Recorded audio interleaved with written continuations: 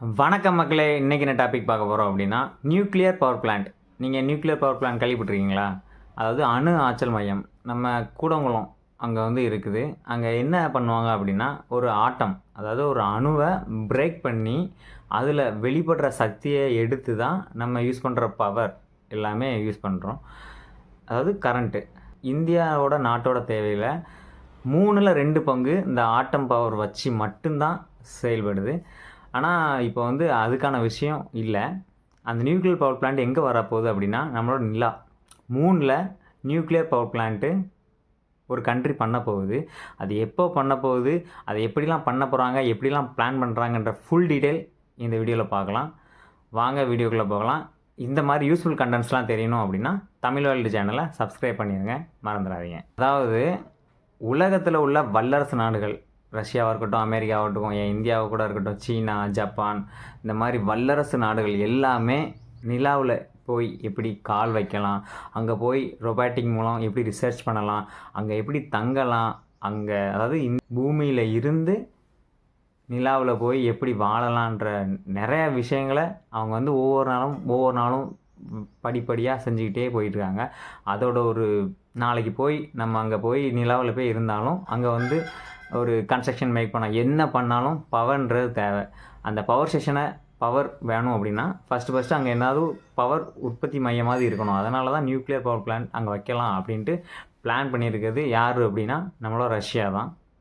ரஷ்யாவில் ராஸ்கோஸ் satellite centre அப்படின்னு ஒரு சென்டர் இருக்குது. இவங்க என்ன பிளான் பண்ணியிருக்காங்க அப்படின்னா 2035 to 36க்குள்ளே அங்கே போய் ஒரு கன்ஸ்ட்ரக்ஷன் ஸ்டார்ட் பண்ணணும். கன்ஸ்ட்ரக்ஷன் மூலமாக அங்கே ஆட்டம் ஸ்டேஷன் ஸ்டார்ட் பண்ணணும்.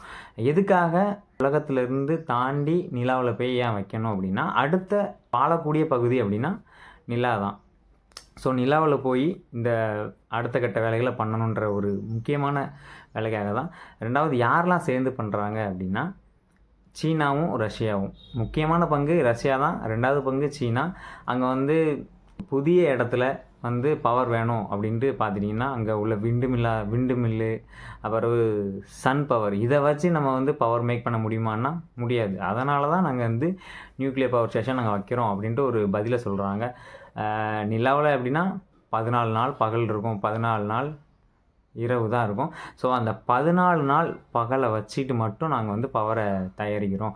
அங்கங்கே அதுக்காக நாங்கள் என்னெல்லாம் பிளான் பண்ணியிருக்கோம் அப்படின்னா ரோபோட்டிக்ஸ் அதுக்காக நாங்கள் ரெடி பண்ணிகிட்ருக்கோம். அதுக்குன்னு டெக்னிக்கல் டீம் தனியாக ரெடி பண்ணிக்கிட்டு இருக்கோம். அங்கே போய் எப்படிலாம் வேலை பார்க்கணுன்றது, அப்புறம் பல இன்ஃபர்மேஷன் சொல்லிக்கிட்டு இருக்கோம். அங்கே நியூக்ளியர் பவர் பிளான்ட் வைக்கணும் அப்படின்னா என்னென்ன சவால்கள் அப்படின்னா இங்கேருந்து எப்படி அந்த மெட்டீரியல்லாம் அங்கே கொண்டு போவாங்க, அங்கே உள்ள புவியீர்ப்பு சக்தி இங்கே டிஃப்ரெண்ட்டாக இருக்கும், அங்கே டிஃப்ரெண்ட்டாக இருக்கும். அப்புறம் நிறைய விஷயங்கள் அதுக்கு சவாலாகவே இருந்துக்கிட்டு இருக்குது. இதை நீங்கள் எப்படி பார்க்குறீங்க? அதாவது பூமியில் ஒரு நியூக்ளியர் பவர் பிளான்ட் வந்தாலே அதுக்கு மக்கள் வந்து எவ்வளோ எதிர்ப்பு தெரிவிப்பாங்க. அப்புறம் இந்த இடத்துல வைக்காதீங்க, வேறு ஸ்டேட்டில் போய் வைங்கன்னு எவ்வளோ சண்டைகள் பார்த்துருப்போம். ஆனால் நம்மளோட துணைக்கோளான மூணில் அந்த நியூக்ளியர் பவர் பிளான்ட்டை வைக்க போகிறாங்க. இப்படியும் உலக நாடுகள் எல்லாமே அது வேண்டாம் அப்படின்ற மாதிரி சொல்லுவாங்க. இதை நீங்கள் எப்படி பார்க்குறீங்க?